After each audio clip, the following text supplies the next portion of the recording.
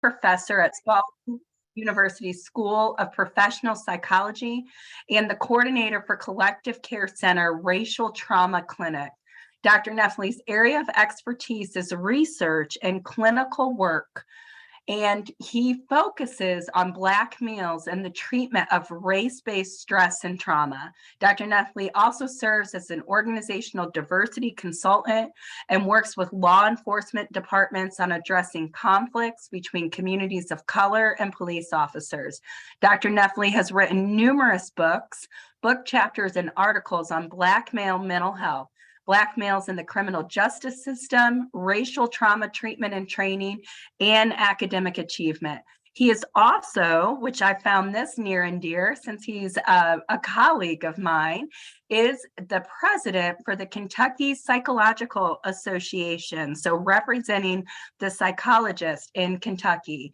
Additionally, Dr. Neffley was recently selected as one of Louisville's top 40 under 40 for 2020 and a recipient of the 2020 Metastar Healthcare Advocacy Award, a 2021 Louisville Healthcare Hero, and an inaugural recipient of the Louisville Diversity Leadership Award.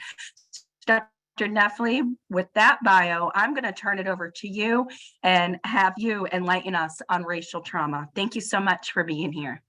Yeah, thank you so much for having me here in your space today. I'm so grateful to share this space with you and to have conversation around a topic that I'm incredibly passionate around. Let me get my slideshow going here.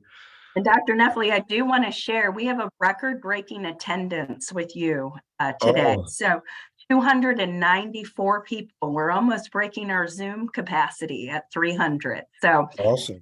Very exciting. So thank you. Yeah, thank you for having me here. And then also no pressure for doing a great job. So we'll try to do the best that we can here. But thank you all for having me.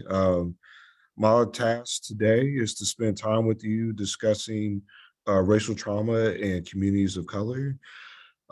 We've already went through a little bit of my bio here. I think some other things that might be helpful to note. I never start any presentation without first paying honor to those folks that have paved the way for me to be here today. So there's a picture of myself with my pawpaw. If you're from Kentucky, it's peepaw, papaw, pawpaw, one of those. And we landed on pawpaw. I'm around 1 or 2 years old in this picture. And it's on his shoulders and the shoulders of my grandma and my parents that I'll stand here today able to offer this information on this topic to you. And so I'm very grateful for that. I usually say that I do this type of work for some ambiguous person of color out there that I'm hoping to make a difference for. But now I have my own son. His name is Jay. My partner and I, we are foster parents, and got Jay when he was 4 months old. We adopted him 2 years ago at this point. He'll now be 4 in May. And so I do this type of work because I need the world to be a little bit better for him than it was when I was his age, similar to this picture here. And so I'm grateful that you're willing to lean into this space to make this world better for my son and for other folks like him as well. So as was mentioned before, I'm the Chief Diversity Officer here, as well as an Associate Professor at Spalding in their School of Professional Psychology. I serve as a director for our Collective Care Center, which I will talk about a little bit at the end, which is the only racial trauma clinic here in the state of Kentucky, and one of very few racial trauma clinics that provides training, education, and service around the experience of race-based stress and trauma. I'm licensed as a psychologist in Kentucky, Ohio, and also Indiana. I've been very fortunate to do a TED Talk on how do we have conversations with folks that are different from ourselves. As I mentioned, I have this kid, and one of the things that I did not know as much about kids, even though I'm a child psychologist, is how expensive kids are. And so if you, during this duration of this presentation, feel sorry for me and are wanting to donate to the Jay's Empty Pockets Foundation, please know that we are always accepting donations. As I mentioned before, he has this birthday that's coming up in May. We're trying to do a Spider-Man theme this year, and apparently everything Spider-Man related costs a lot of money. And so if you do find yourself wanting to engage in supporting Jay's Empty Pockets Foundation, please know that I've written 5 books. One or two of those books might be helpful to you here. One is on Black males and the experience of gender and race within the context of mental health and its treatment. The other one is on Black males and the criminal justice system, which follows the experience of Black males from arrest to reentry and helps us to think about some of the unique challenges that the population is facing. Was selected as one of our top 40 under 40 here for the city of Louisville. And as was mentioned before, I've received several awards for the work that I do around diversity and around the increasing of access for race-based stress and trauma training, service, and education. So my goal today is to talk with you about a couple of things here, to discuss the concept of racial trauma and kind of what it means for communities of color, specifically offering a couple of definitions around challenges such as racism and discrimination and race-related stress. I'm hoping to also talk about what's the physical and psychological impact of racial trauma for BIPOC folks.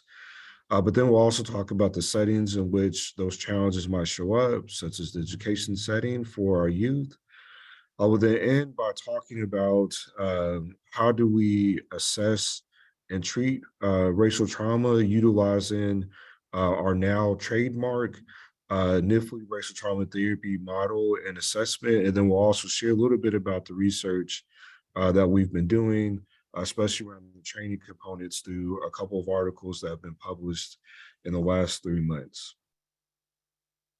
So the first thing I want to do is just talk a little bit about, well, what has inspired me to do this type of work? Like, why talk about racial trauma, and what can we do just initially as a way to support Black and Brown folks that have experienced race-based stress and trauma? So I've had the honor of traveling all over the world at this point, and 2 spaces that have always stood out in my heart are Senegal and South Africa. Senegal is located on the western coast of Africa, and South Africa is located at the bottom of the continent. A phrase that I kind of got connected to during my time in South Africa was this ideal called Ubuntu. Ubuntu. So this can be qualified in the African proverb, I am because we are, and we are because I am. And it highlights this relational connectedness that we all have to one another. Martin Luther King has this quote that says that we may have came over on different boats, but we're all on the same boat now. And so it kind of highlights this idea that we are all in this together, that my hurt is your hurt, or your hurt is my hurt. And all that way that we could get ahead is by being connected to one another. And so for many of our Black and Brown folks that have experienced race-based stress and trauma, they oftentimes feel alone or isolated, and like no one really understands their experience. And so one of the things that we could do as various helping professionals is by letting folks know that they are indeed not alone, and that there are folks out there that either can connect to their experience directly or can connect to their experience through empathy and support. Ubuntu, be connected. During my time in South Africa, I also came across a way that folks there greet one another called Sawubona. Sawubona. This phrase essentially means I see you. And I've always thought about how powerful this phrase is, where folks, when greeting one another, acknowledge the humanness of the person that they're talking with. For many of us that identify as Black and Brown folks, we are oftentimes only seen as these dumb, deviant, and dangerous individuals. And so we have an opportunity here to help folks to feel seen for how they wish to be seen, simply as just human beings trying to make the best of the circumstances that have been around them. Ubuntu help folks be connected. Sawubona help folks to be seen. The next piece here is this idea of Sankofa. Sankofa essentially means like a way of looking back in one's history as a way to move forward. If you direct your attention to the center of the screen there's a picture of myself, and I'm standing at this door called the Door of No Return. This door is off the coast of Senegal, and it's connected to a slave fort. And so enslaved individuals would be marched across Western Africa and would find themselves walking through a door similar to this one to board boats that would take them to the Americas. This door is called the Door of No Return because as folks walked through those doors, they knew that they would never see their homelands again and were ultimately stripped of their culture, their language, and all the things that made them human beings. It's my belief, though, that my ancestors were able to navigate walking through this door or a similar one and survive enslavement, Black codes, Jim Crow, and also the civil rights movement because they were able to see in the future, if you will, were able to see that one day one of their descendants will walk through that door again as the first doctor in our family. And so it's my belief that until our youth are accurately connected to their history, um, we'll have challenges when it comes to this experience of race-based stress and trauma. Because similar to my ancestors who were able to make it through because they knew what was ahead for them, I was able to make it through because I knew what had happened behind me as well. And so we have to make sure that our youth are connected to their past and to an accurate understanding of their history. Ubuntu, be connected. Sawubona, help our folks to feel seen. Sankofa, making sure that our youth, especially, are connected to an accurate perception of what their history is, and not just a history rooted in enslavement, but a recognition that Black and Brown folks had an entire history that spanned thousands of years prior to those experiences as well, in which they were engaging in innovation and scientific discovery and just being human beings living their lives. The last piece here is this African proverb that says, if you conquer the enemy within, the enemy without can do you no harm. And for many of our Black and Brown folks, the enemy within that they are trying to navigate is this experience of internalized racism. Because of the way in which our society has been set up in regards to the messages that our youth receive about being Black and Brown folks, they're often taught that they are dumb, deviant, and dangerous individuals. They have then internalized these messages and have thought about not only themselves as these type of folks, but of other folks that look like them as well. And so the way in which we could be supportive to our Black and Brown folks that have experienced race-based stress and trauma is to help them to conquer that enemy within in the form of internalized racism. So as you think about how can we in general be supportive to our BIPOC folks, we can help them to be connected, we can help them to feel seen and to know an accurate understanding of their history, and not just a history rooted in suffering, but a history rooted in joy and in innovation and discovery. And then also supporting our folks and conquering the enemy within in the form of internalized racism. So you might wonder, that all sounds well and good. I appreciate that you were inspired in that way. But why have this conversation about racial trauma in the first place, right? Why are we focusing on identity-specific trauma when there are other forms of trauma out there that have already been quantified? And so I just want to offer a couple of statistics for us to think about here in our space. So when it comes to the experience of Black and Brown folks, specifically Black folks here, 96% of Black Americans are reporting daily experiences of racism and discrimination. Additionally, here, the rate of depression for Black males has quadrupled in the last 20 years, with suicide now being the third leading cause of death for Black males across the lifespan. What we would hope in regards to one's socioeconomic status or the educational attainment and providing a buffer against the experience of race-based stress and trauma is actually not providing the protection we would hope for. So, for example, even I, as someone who identifies in the middle class and is highly educated, will still die about 10 years earlier compared to my white male counterparts who have the same level of education and the same earning potential for no other reason than the difference in the color of our skin.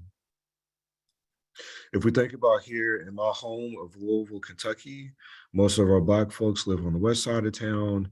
Most of our white individuals live on the east side of town. And what we know is that there's a 12 to 16-year life expectancy gap between those two areas of town.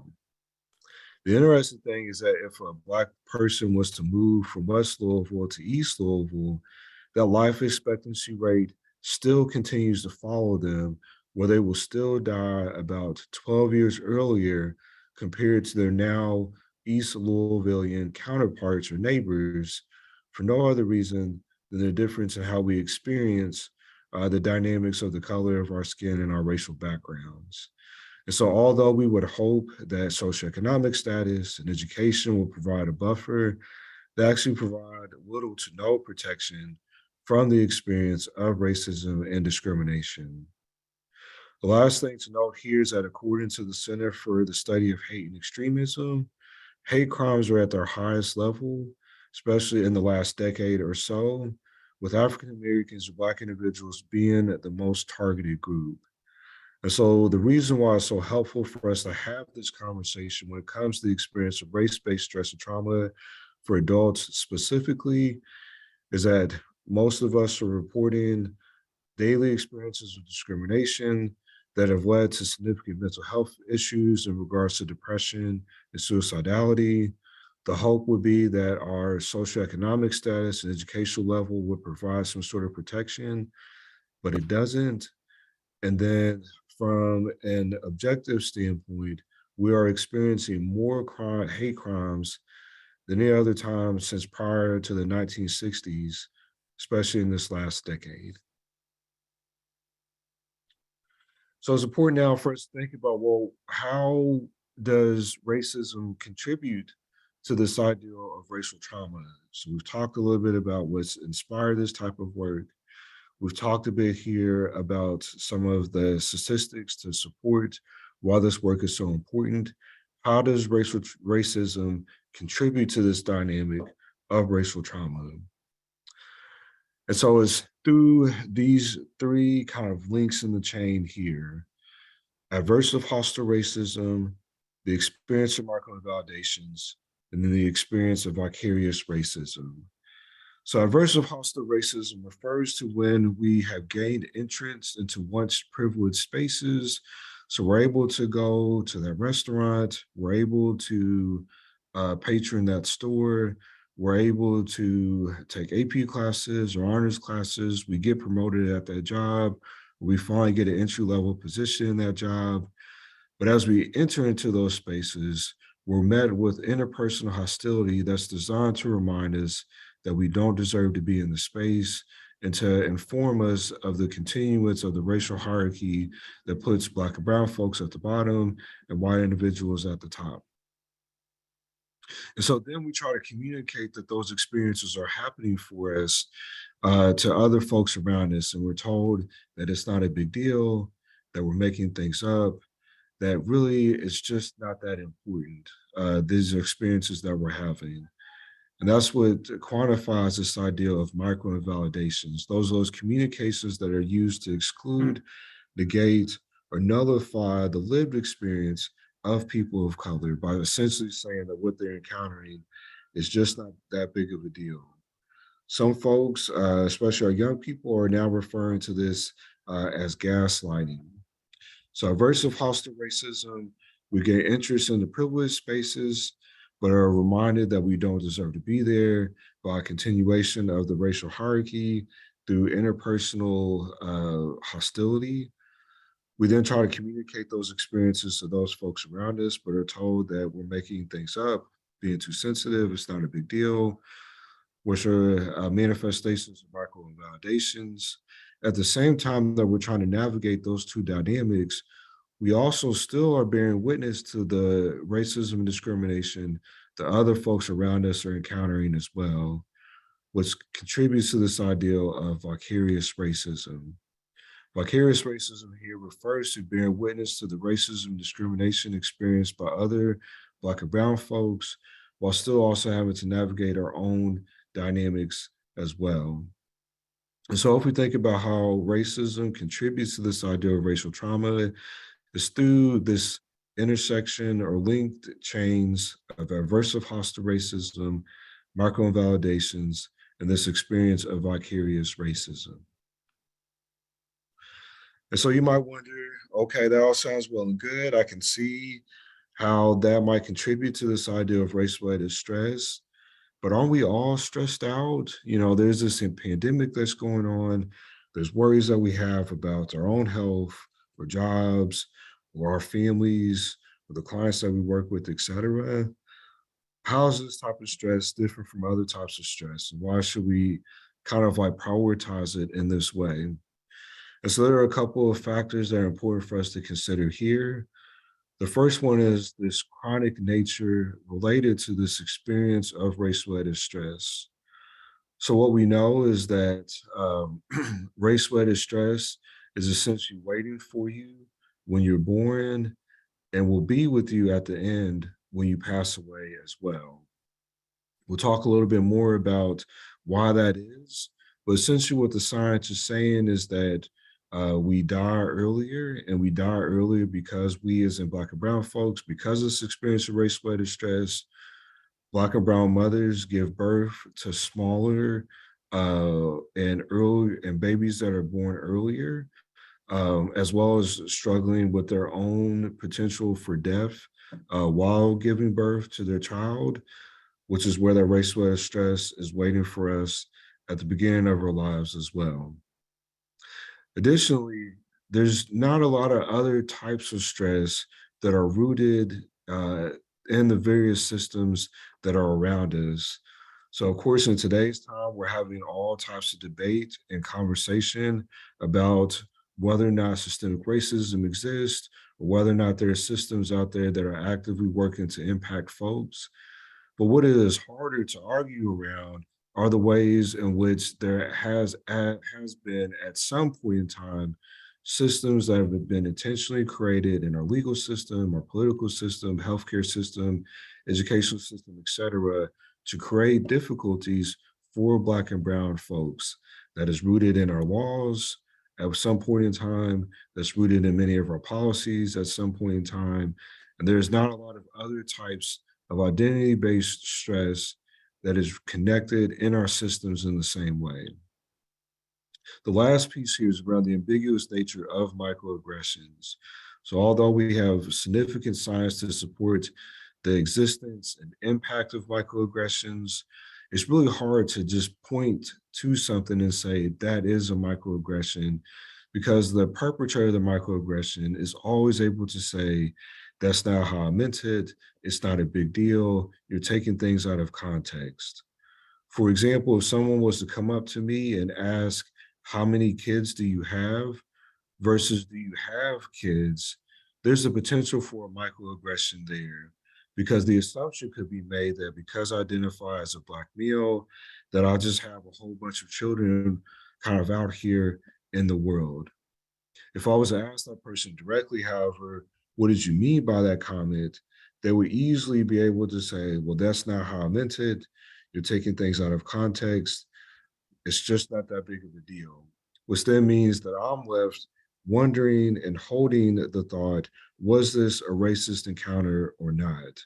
And so that leads to this ambiguous nature of microaggressions. And what we know is that having to navigate that experience can take away a lot of our ability to focus on other things, So like, for example, if we think about the concept of stereotype threat and the ways in which having to focus so much on whether or not someone or someone's or a system is being racist towards us can limit our ability to perform well on academic tests and things along those lines because we have to take up so much executive function space to do that, like that causes a challenge for us. And there are not a lot of other types of stressors that are so ambiguous in nature.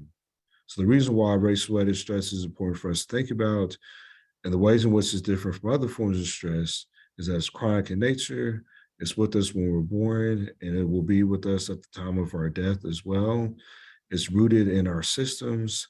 Um, it has impacted us based on those systems, our healthcare system, education system, et cetera. And then it's also connected to this ambiguous experience of microaggressions in regards to us having to navigate those because of the ways in which folks are able to deny their existence or experience. This kind of gives us a slide for us to reorient ourselves to some of the definitions that have been highlighted here in regards to race-related stress, microaggressions, and then also the experience of racial trauma. So we've talked here a bit about what has inspired this type of work. We've talked about the ways in which racism is connected to racial trauma in the form of aversive hostile racism, micro-invalidations, and the experience of vicarious racism. We've talked about the ways in which race-related stress is different from other forms of stress because it's chronic in nature, it's rooted in our systems, and is connected to the ambiguous experience of microaggressions. We now have the foundational knowledge to be able to then differentiate, well, how is racial trauma different from PTSD? How is it different from other kind of like trauma diagnoses that we have out there? And so, what the science is saying is that PTSD in general is exposure to actual or threatened death or severe injury or sexual assault that leads to symptoms related to intrusive thinking, persistent avoidance, alterations in our arousal, such as hypervigilance, then also negative alterations in our cognitions and in our mood. Racial trauma, on the other hand, refers to emotional and psychological distress that results from subtle experiences of racial discrimination that are usually indirect and don't involve the experience of physical threats. Instead, the crux of racial trauma, in terms of its impact, stems from the emotional pain of having to navigate those subtle experiences of racial discrimination. Some research was done by Carter and colleagues in 2021, and they found that there's a constellation of symptoms that allows us to differentiate this experience of racial trauma from PTSD, including low self-esteem, depression, intrusive thinking, and then also anger and aggression. So let's talk here a little bit about, well, what's the impact of racial trauma, right? So we've talked about how racial trauma stems from the experience of racism through aversive hostile racism, micro-invalidations, and the experience of vicarious racism. We've talked about the ways in which race-related stress is different from other forms of stress because it's chronic in nature, it's rooted in our systems, and this connection to the ambiguous experience of microaggressions. We've also talked about the ways in which racial trauma is different from PTSD because its rootedness in the psychological and physical distress connected to subtle experiences of racial discrimination that are oftentimes indirect and not connected to some sort of physical threat, but that the crux of the challenge behind racial trauma is in the emotional pain that it causes over time that can lead to a constellation of symptoms related to low self-esteem, intrusive thinking, depression, anger, and aggression. And so now that we have this kind of core foundational knowledge, we can now talk a little bit more about what that psychological and physical distress is referring to. So you might be familiar with some of these symptoms when it comes to psychological impact because of their overlap overlap with PTSD. It's important for us to focus on the middle three symptoms there: the inability to concentrate, hyperactivity, and then also restrictive emotional expression. What the science is telling us, or at least what's been my experience here, is that I only see Black males in my own clinical work outside of the Collective Care Center, and I have yet to receive a referral for a Black male that wasn't connected to anger and aggression issues, behavioral management challenges, or something related to attention related issues. And so one of the things that I'm always thinking about is, have we missed the mark when it comes to looking for and thinking about the impact of trauma, specifically here, this dynamic of racial trauma? Because as you look at the symptoms here, there is the potential for overlap in a more nuanced explanation, instead of just saying that it's a behavioral issue, instead saying, is this connected to this experience of racial trauma? What we also know is that when it comes to this idea of restrictive emotional expression, many of our Black and Brown males are socialized to use their anger and aggression as their way of communicating their emotional experience.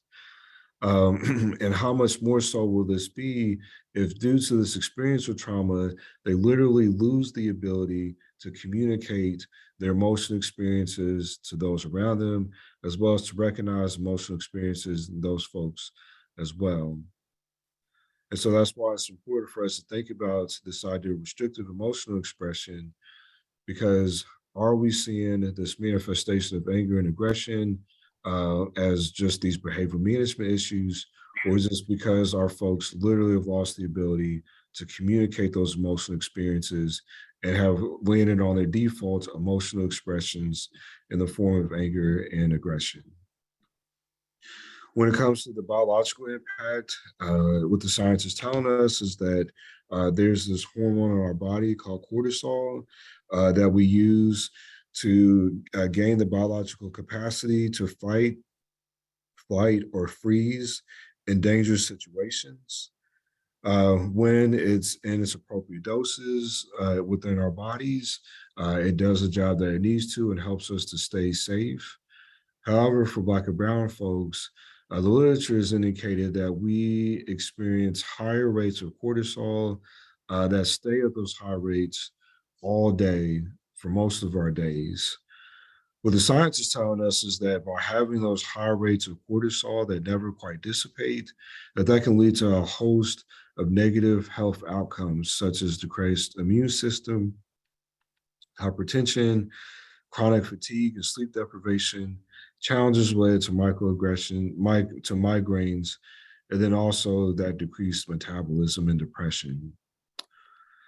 The science is also suggesting that there's a generational impact to this as well, where we're able to pass down higher rates of cortisol from parent to child as well. So there's a study that was done that examined the intersection between cortisol, racial trauma, and its impact on babies, specifically looking at Black pregnant mothers.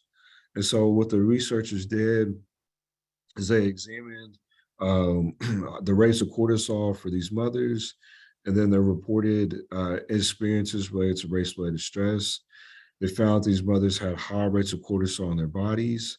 And then when they gave birth to their children, those babies also had high rates of cortisol in their bodies too. And so even though they had just been born into this world, they were already ready to fight, flight, or freeze, even though they didn't really have any context for this experience of racism and discrimination. There's also this more aggressive form of breast cancer that Black women are vulnerable for the experience of. Um, and a study was done that looked at the intersection between this more aggressive form of breast cancer and the experience of race-based stress and trauma for Black women. And what they found is that those Black women that reported higher rates of racism and discrimination also had higher rates or higher prevalences for this experience this more aggressive form of breast cancer. And so we think about how cancer develops. It's a breakdown in gene expression and an overexpression of faulty genes.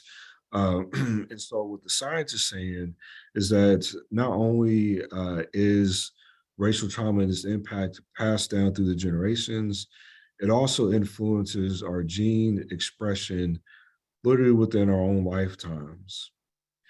As I mentioned before, there's a lot of research to show that there is um, a negative experience around childbirth for Black and Brown women, where Black and Brown women are giving birth to smaller babies that are born earlier and also experiencing high rates of maternal death during the childbirthing process. And so some research was done that examined kind of like why this is. And so researchers followed the experience of African women. And so they had these women gave birth to their first babies on the continent of Africa, then immigrated here to the US. And then they followed them to where they followed the next couple of generations. And so these folks would grow up and then they would have babies. Those babies would grow up, and then they would have babies. And what they found is that each subsequent generation that was born here in the U.S., the babies got smaller, and babies were born earlier. And so the researchers were able to say that this was due in part to the unique experience of racism and discrimination that happens here in the US that was negatively impacting the experience of those subsequent generations of those African women here. And so what we know is that cortisol is a hormone, a stress hormone in our bodies. This hormone is in high rates in Black and Brown bodies due to this experience of racial trauma.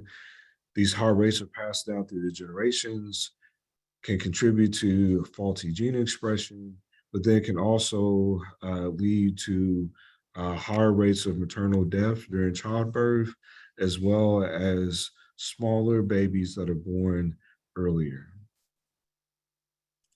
So we talked here a bit about the negative impact of racism and discrimination, specifically racial trauma, on our physical and psychological health. We can now start to think about, well, how does this show up in different types of settings? And the first one to think about here is this idea of the educational setting. So what we know is that many of our youth are navigating our spaces with trauma-influenced behaviors and emotions. These trauma-influenced behaviors and emotions can take the form of hypervigilance, aggression, irritability, poor decision-making, anxiety, and also sadness. When our youth are attempting to navigate these trauma-influenced behaviors and emotions, we have two questions that we can ask. We can ask what's wrong with you, or we can ask what's happened to you. When we ask the question, what's wrong with you, that can contribute to biased informed perceptions that lead to lower expectations for achievement, capacity for emotional regulation, social skills, and also decision-making abilities. But it can also lead to higher expectations for deviant behavior, aggressiveness, and also learning challenges. When we ask the question, what's wrong with you versus what's happened to you, we can also engage in the greater use of punitive disciplinary practices that focus on containment. So I just got to get you out of my classroom so I can move along with my day rather than skill building. Let me support you in learning better social emotional skills that you can use to navigate these experiences of racial trauma, which then contribute to disproportionate use of suspensions and detentions and will ultimately exacerbate the encounters with race-related stress and symptoms of racial trauma. We talk here about education. The next one for us to think about is this idea of housing. So according to what I mentioned before, there have been a number of adverse housing policies that have been put in place that have kept Black and Brown folks in certain neighborhoods that are more likely to be industrial in nature, or more likely to have challenges in regards to, poisonous ground, are more likely to be food deserts and not having access to fresh fruits and vegetables, and are more likely to experience a decrease in home property values. And so there are a lot of environmental concerns, there are a lot of financial or economic concerns that are negatively impacting folks. These policies are known as gentrification and redlining and have created those type of spaces for folks. What this can influence is decreased access to quality health, education, and economic resources, but it can also lead to, which then can lead to an increased risk for race-related stress, right? And so we have wondered before, well, why do Black and Brown folks experience these lower rates of life expectancy? And a lot of it has to do with these adverse housing policies. There's this video that maybe I'll be able to play today that talks about how does racism make us sick? And essentially, what the author, Dr. David Williams, talks about is that if you were to eliminate housing inequality between Black and Brown folks across the US, that would eradicate almost all of the health disparities that exist between those populations. And so, if there is greater equity in housing, then Black folks and Brown folks will live just as long as white individuals, simply because of that dynamic. So it's important here for us to think about this ideal of well, how's all of this passed down, right? So we've talked about this experience of racial trauma and how it intersects with racism and discrimination. You know, focusing on this concept of aversive hostile racism, microinvalidations, the experience of vicarious racism. We've talked about the ways in which race-related stress is different from other forms of stress because of its rootedness in terms of chronicity or being chronic in nature. Because of its systemic impact, and then also because of the ambiguous experience of microaggressions. We've talked about how racial trauma is different from other forms of trauma because it's rooted in the psychological and physical distress connected to subtle experiences of racial discrimination that lead to emotional pain and can contribute to symptoms, a constellation of symptoms in regards to low self-esteem, depression, anger, aggression, and intrusive thinking. We've highlighted the ways in which folks are psychologically and physically impacted by the experience of race-based stress and trauma, psychologically through challenges related to hypervigilance and poor concentration and restrictive emotional expression, through the physical impact, through this experience of cortisol, and how those high rates of cortisol can lead to a host of physical health issues related to hypertension and high blood pressure, depression, decreased immune system, difficulty sleep deprivation, insomnia, etc. We then talked about all the ways in which those challenges might show up in a couple of different settings. Education, when we ask the question, what's wrong with you versus what's happened to you, and housing due to those adverse policies in regards to redlining and gentrification. And so now we have to think about, well, how is all this passed down generationally through some of the messaging and the ways in which Black and Brown folks have been taught to cope with all of those challenges, like the housing policies, the educational challenges, the physical and psychological distress components as well. And so, if we imagine it then, our earliest ancestor here and having to navigate experiences related to racism and discrimination, many of us developed the coping skill called compartmentalization. Compartmentalization. And essentially what this refers to is when we would experience a negative challenge, we would say, you know what, I can't deal with that right now. I will just process it at a later time. And so we would pack those challenges in boxes, saying that we would deal with it, but we actually never got around to navigating those challenges, but instead just passed on those difficulties to the next generation of folks who had also been taught to compartmentalize. And so would tuck away their trauma and their experiences of racism and discrimination, and then would pass those challenges down to the next generation of folks too. And so what we have in today's time is our current youth who are holding all of these boxes of trauma. And if you ever held a bunch of boxes, you know that usually you can't see anything but the boxes. It's also really hard to move because typically the boxes are really heavy, and so you feel immobilized.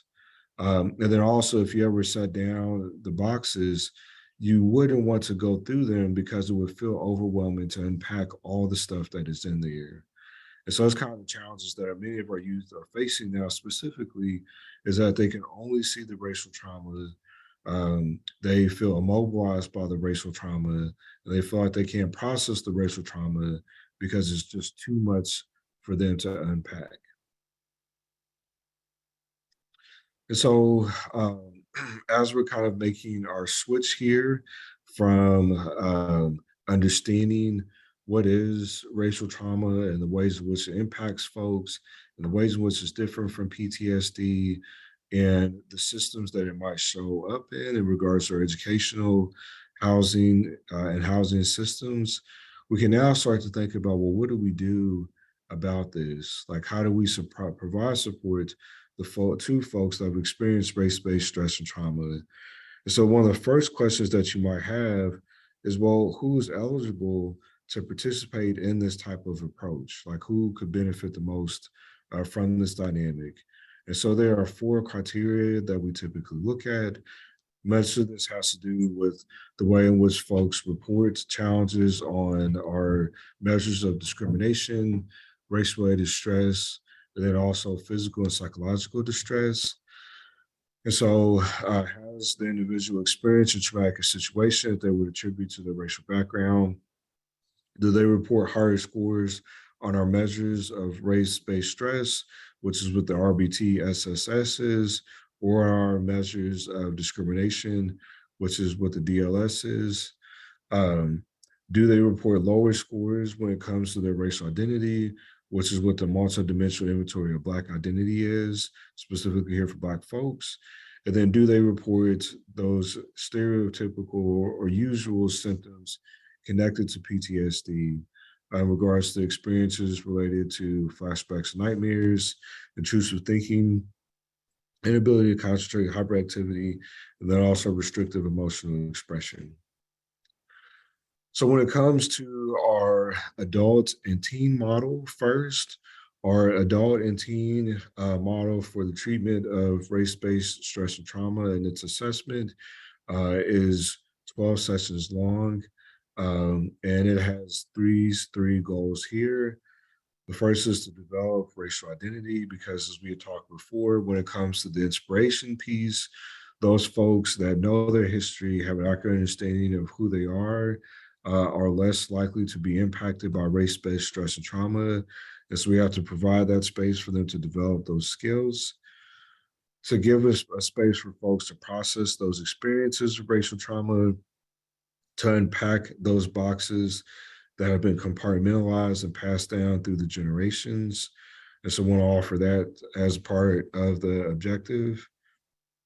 And then also knowing that racism and discrimination is going to be an ongoing part of the lived experience of Black and Brown folks, thinking about ways to help them to build and practice skills for future racially traumatic events is also a helpful part of our approach as well. This is a manualized treatment that really focuses heavily on those three areas: developing racial identity, processing experiences related to racial trauma, and then building and practicing those skills for future racially traumatic events.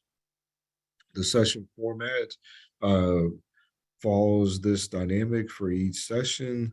We first explore experiences during the week where the individual encountered experiences related to racism and discrimination.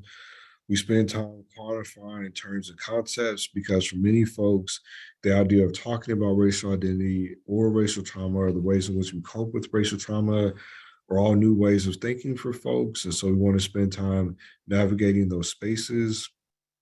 We also work with folks to practice those new skills for addressing racism and discrimination and the ways in which those might show up in regards to challenging emotional and relational experiences.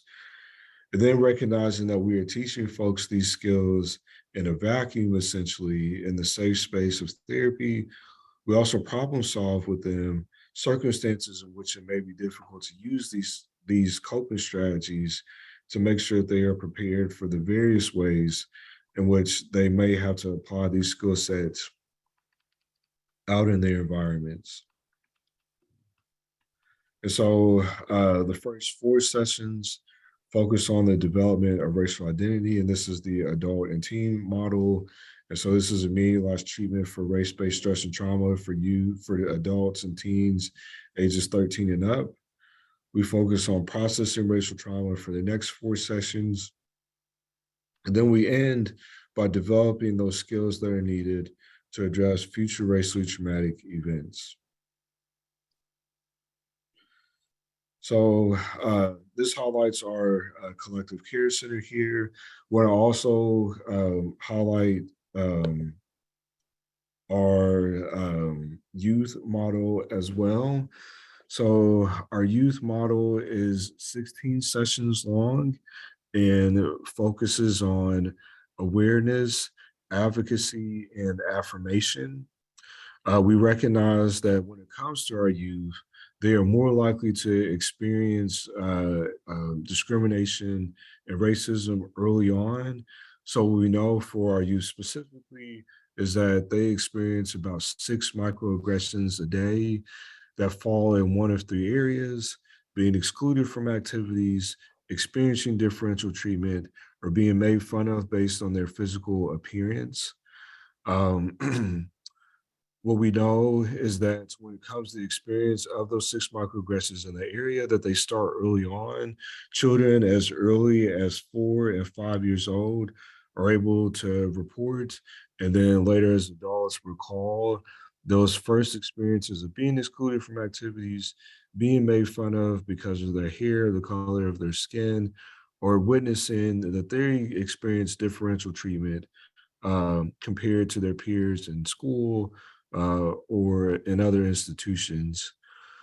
What the science is also suggesting is that just in general, our youth experience, our BIPOC youth experience higher rates of trauma that may be explained by initial exposure to and then re-exposure to racially traumatic events. Those events can lead to physical and psychological challenges such as depression, suicidality, and interpersonal challenges. However, those interpersonal challenges and those mental health challenges are oftentimes misdiagnosed as behavioral issues such as conduct disorder or oppositional defiant disorder rather than social emotional difficulties. A Black male is 4 times more likely to be diagnosed with schizophrenia, but is 2 times less likely to be diagnosed with a mood disorder such as depression or anxiety, even though they experience depression and anxiety at higher rates compared to their white male counterparts, and that schizophrenia is equivalent in both of those populations. Our youth, so in order to address those dynamics, we focus a lot on teaching our youth affirmation skills. So BIPOC youth that feel better about themselves as Black and brown folks are less likely to have behavioral challenges, are more likely to have good emotional regulation skills, are more likely to have better grades in the classroom, are less likely to engage in behavioral disruptions in the classroom, and in general are just more likely to be successful in life simply because they feel better about who they are as Black and brown people. We focus on the awareness piece because for many folks, this language around racism and discrimination is new. And then also the experience of microaggressions has moved from overt to covert. And so you have to be mindful of the different ways, the different subtle ways in which it might show up and be impacting you, even if you're not aware of it. And then we focus on advocacy skills, the advocacy skills such as racial literacy skills, which help our youth to develop pro-social skills that advocate for themselves in an assertive manner when they experience microaggressions and other forms of racial discrimination. This model is 16 sessions long. As I mentioned before, there's a significant parent coaching component for each session because it's our belief that the youth version will not be successful without parents or caregivers being involved. And so do a lot of work in that area. About 15 minutes of each session is focused on teaching the parents or caregivers skills related to racial socialization or related to helping the youth to navigate coping skills for the physiological symptoms of racial trauma, or just in terms of having conversations around race and racism and what those might mean for that particular youth. There's homework for every session, and there's a revisiting of that homework during the subsequent session. We have a number of scales to assess for racial trauma in youth. The first one is our Collective Care Center internalized racism measure, which allows us to evaluate the ways in which our youth have been taught or have internalized hate towards themselves and other folks that look like them. It's modeled after the Doll study, and helps us to really think about the ways in which folks have internalized that racism. We also have the NIFLE Youth Discrimination Scale, or the KIDS.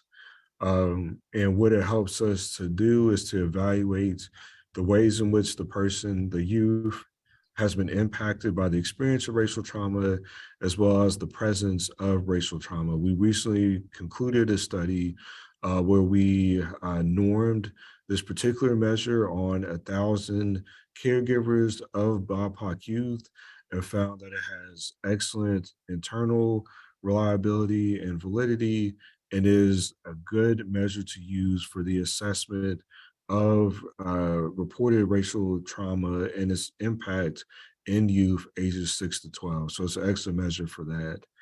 Um, when it comes to the training, we do offer training for folks interested in engaging in our youth racial trauma manual for youth ages 6 to 12, or for our adult and teen manual for folks ages 13 and up. Uh, the training has a significant amount of evidence behind it. We recently had two publications come out. One is in Practice Innovations, which is an American Psychological Journal. The other one is Psychological Trauma Theory, Research, and Practice. Both of those articles highlight the effectiveness of our training program when it comes to equipping folks with the skills that are needed to support Black and Brown folks across the lifespan when it comes to addressing the impact of racism and discrimination.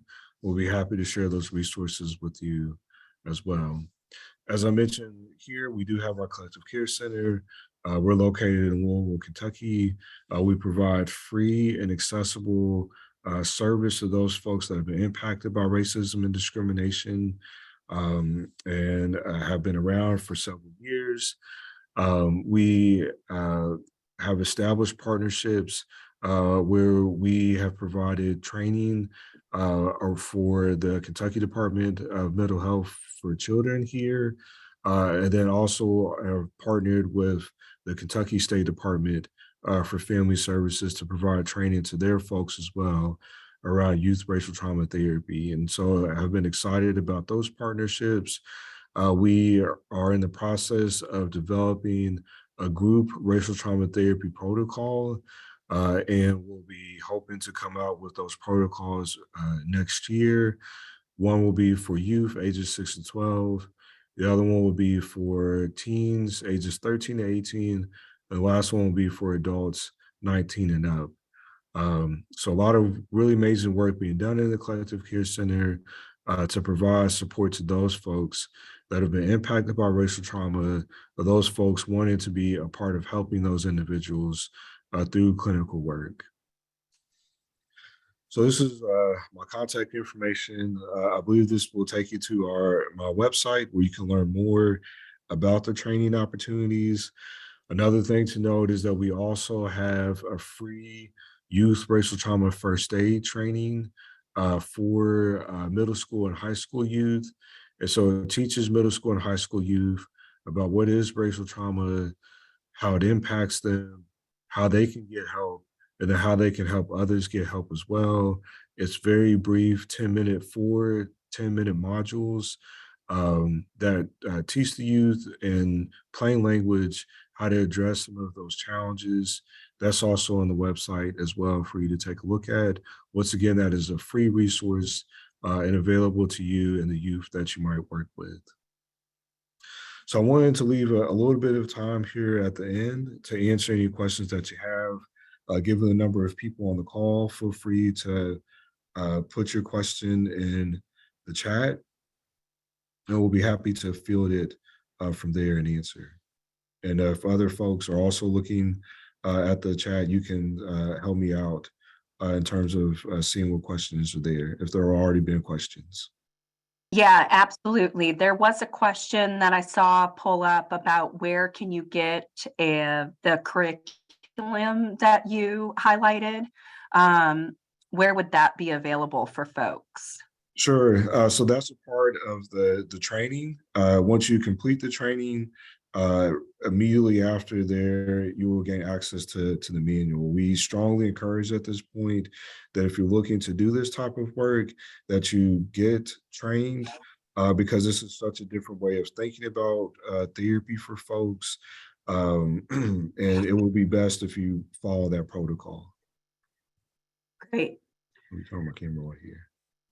And then another question that came up is this model appropriate to deliver in group settings? It absolutely is. We currently run a group on Thursdays here where we engage in group therapy work. However, it's been kind of more process oriented. And so are working now to develop those 3 group therapy models that will have both a process and a skill building component to them. And then we'll also have more significant science connected to them because we don't want to give you anything that the science isn't supporting. Great. There you are. Now we can see you instead I'm of here. slides. Yes. Yeah. Wonderful. Yes, so there will be a recording of the training. It was shared at the beginning that the recording will be shared on our website. For those of you that do not know that web address, it is indianacouncil.org. And we will be sharing that resource. And then, Stephen, if you would be okay with sharing your slides, we could use that with members as well. Awesome. Thank you. So another question is, it sounds like you were describing the concept of post-traumatic slave syndrome. And sorry, the question went off, so I wanted to be able to see it. Joy, agree. What do you think about the concept and how do you address this within the family construct? Sure. It certainly has some influence in terms of how we think about our understanding of racial trauma here. I think there's 2 kind of like main differences. The first one is just our general philosophy rooted in Afrocentric and liberation psychology. Another one is just the amount of structure that is went into what we do. When at the end of the training, you get a whole manual that outlines from session 1 to session 12 or session 1 to session 16 what exactly it is that you do with a series of resources and things along those lines. I think a lot of our folks in the beginning have did such a fantastic job describing the theory, which has given us such an excellent foundation to build upon. But a lot of folks have been wondering, well, how do I apply this theory in clinical practice? Like, what does the structure need to look like for that? And so we have offered that structure with assessments to help you along the way, and then have also offered structure in regards to the training as well. So you get training that is clearly delineated in terms of like how things should play out, but then also you get a manual that delineates that process as well from beginning to end. So she talks a lot about the idea of generational trauma, and that is an important part of what we do. And we recognize and honor her contributions there. We also support folks in learning how to address current and future instances of racial trauma as well. I think when that book was originally written, we were still navigating what this ideal of interpersonal microaggressions might look like. And so a lot of her work focused on uh, like systems healing, healing within families. And we have honored that and have incorporated that, but then also think about how we can support folks through like a practical skill component as well. Wonderful. And then we had another question, where can we find the research? Yeah, so if you email me, I can send you some of the articles that we have. You know, um, there's journal articles are like a money making thing, right? And so usually there's like a paywall connected to those. But we'll be happy to send you what I have been allowed to give out to folks, which are the articles that I have access to. But I think like you got to give them from me or someone else connected to the manuscript. So if you just email me and ask for them, I'd be happy to send those to you. One is out now. That's the one that's in Practice Innovations. The other one is coming out in March. Both of those focus on our racial trauma therapy training experience.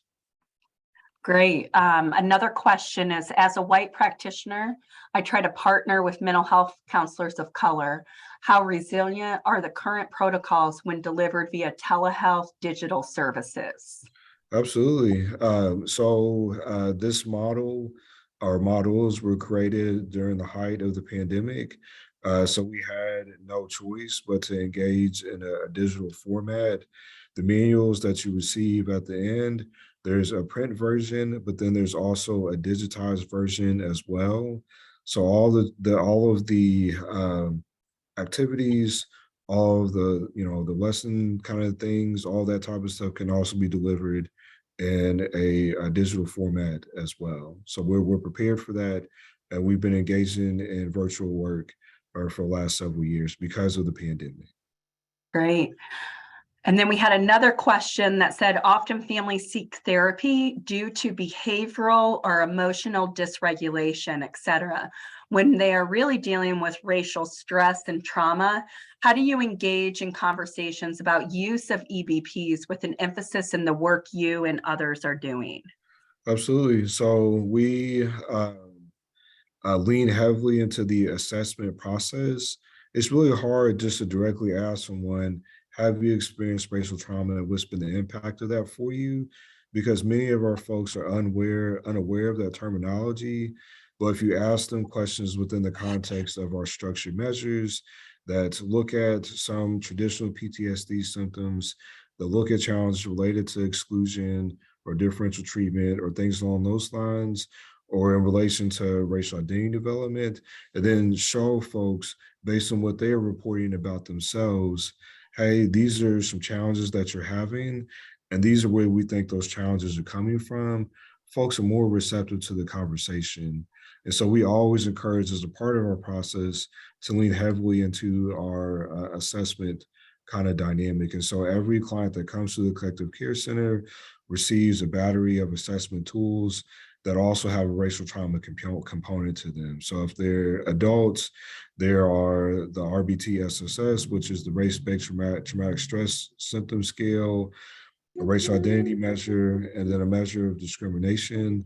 For our youth, it's the internalized racism measure, and then our youth discrimination scale. And so we give that to everybody as a way to begin that conversation. Great. Another question that came up is with regard to treatment planning. Are you creating a new goal to address racial trauma, or are you infusing this with goals around anger management or similar problematic symptoms of another diagnosis, such as depression, anxiety, etc.? Mhm. If we think about primary, secondary goals, kind of like all that type of fun stuff, racial trauma is the reduction of the symptoms connected to racial trauma is our primary goal.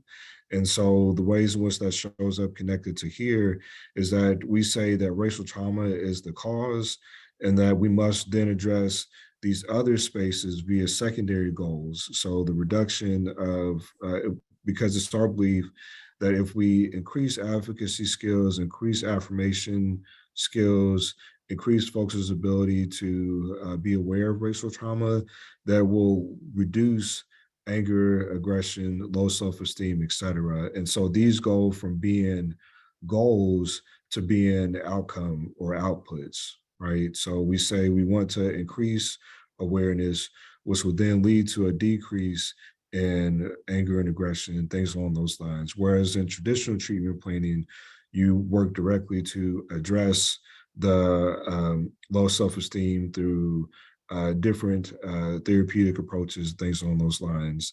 And so that becomes the priority. Whereas with us, those symptoms that were mentioned here are the outcome. We want to see a reduction in those areas. Great. Any other questions that the group has? Oh, and as I ask that, there's a question that pops up. So do you see racialized trauma as a future diagnosis option that should be explored? Would it be Yeah, helpful or harmful to use it as a primary diagnosis? yeah. We don't know yet. Mhm. I think so. Most kind of like culturally specific things have ended up in the back of the book when it comes to the DSM. So there is a category that looks at like is a Z score that a Z code that looks at like identities kind of specific related challenges. And I think that's where folks have landed in terms of creating a descriptor for racial trauma. I think it'll be helpful for us to wonder, similar to gender dysphoria, how folks might inappropriately use that. Um, and I'm not sure. I think one of the challenges when it comes to gender dysphoria is that now it's become a gatekeeping mechanism for folks that need the support in terms of gender affirming surgery or hormones or things along those lines, that they have to be diagnosed with that disorder in order for that to happen. And I would hate to see racial trauma end up in that space. What I would hope would happen is that it becomes a part of the PTSD diagnoses. So, there have been things that we've been advocating for, like developmental trauma disorder. Like I've been a big advocate for that and other forms of trauma, and it just falls underneath there as a specifier for what type of trauma that it can be. Um, but I don't know yet. I think the next iteration of the DSM isn't scheduled to come out for a while at this point, and folks are still collecting information on it. Great. And then another question that came up is the youth racial trauma first aid training for youth certification or adults? So for It's for, example, could CareSource become certified and assist schools with training, or would it be best to connect our school system with the knowledge of the training? so it was intentionally initially designed to be specifically for the youth themselves. And that's how we would like to see it kind of operate. Uh, we do also have a training in connection with PBS that is specific for teachers. And it's like a teaching lesson for folks. And so we would see kind of those things kind of being in tandem. where the teachers are learning how to teach about racial trauma, but then the youth are also engaged in their own learning efforts as well, and those kind of coming together. I know that there have been quite a few adults that have taken the youth racial trauma certification, the first aid training, but that the hope had been that that would be something that would be for middle school and high school youth that they can use to learn more about um, the experience for themselves. Great. And then the next question that we have is any comments regarding laws being passed against teaching Black history, et cetera? Man, y'all want to go there on a Thursday? All right. So I will have to disclose here that usually I try to keep like an unbiased opinion and share kind of both sides of things. Like if you were to Google me, you would find that I've testified before a General Assembly here at Kentucky against some of the legislation that has come out. So I do not have an unbiased opinion about that. And so what I would offer up is that in the beginning, we talked about the importance of having an accurate history. And we talked about the science connected to that those folks, specifically Black individuals that have access to that history are more likely to have better grades, do better in school, have less behavioral health challenges. And so it behooves us from an educational standpoint to teach Black history because it's I was just in a conversation with and you know if you don't know this, this is okay. With some students yesterday. These are graduate students who have been through high school, college, etc. And I asked them about did they know who John Lewis was? Um, and they didn't know. They had never heard of John Lewis. John Lewis literally died last year, so he was like a walking piece of the history that we are in some ways refusing to teach. And if folks don't know him, um, what else don't they know? And if you don't know him, what just society tells us is that if you don't know your history, you're doomed to repeat it. And there's a lot of challenging parts of Black history that we're doomed to repeat if we don't have an accurate perception of it. So it's important for us to teach it because it has all types of physical and psychological positive health outcomes for folks. The interesting thing is that in schools where Black history is taught and white students are exposed to that history, they somehow turn out to be less racist. There's an article where folks were talking about white mothers who talk to their kids about racism. And what they found is that white mothers who had conversations with their kids around racism raised kids who were less racist. White mothers who didn't talk with their kids about racism raised kids who were more racist. And so if we want to be in a society where Black kids feel bad about themselves and where white kids are racist, we shouldn't teach Black history.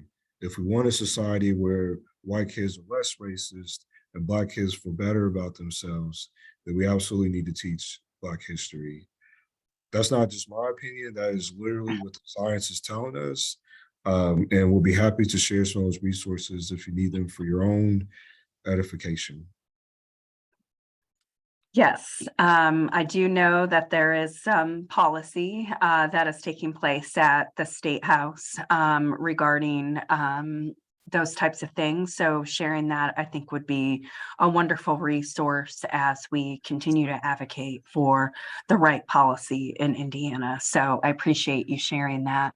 A tough question that came up, is there a concern about white practitioners using these tools and treatment approach inappropriately?